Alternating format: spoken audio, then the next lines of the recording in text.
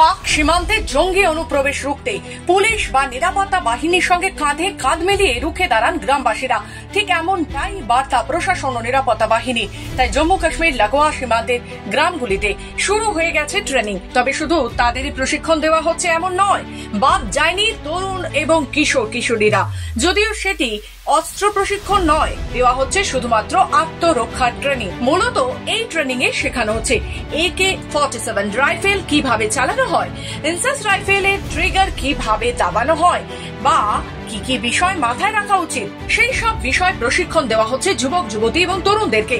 এক কথায় জম্মু ও কাশ্মীর সীমান্তে গ্রামবাসীদের আত্মরক্ষা ট্রেনিং দিচ্ছে BSF। তবে প্রশ্ন উঠছে, হঠাৎ কেন অস্ত্র প্রশিক্ষণ? প্রশাসনের তরফে জানানো হয়েছে, ভিলেজ ডিফেন্স গার্ড কর্মসূচির আওতায় স্থানীয়দের অস্ত্র প্রশিক্ষণ দেওয়া হচ্ছে, যাতে গ্রামবাসীরা অনুপ্রবেশ রোধ, ড্রোন মারফত চোরাচালান এবং বেআইনি অস্ত্র পাচার ঠেকাতে পুলিশ ও নিরাপত্তা বাহিনীকে সাহায্য করতে পারেন। BSF এর পোস্টে এই প্রশিক্ষণ দেওয়া হচ্ছে গ্রামবাসীদের।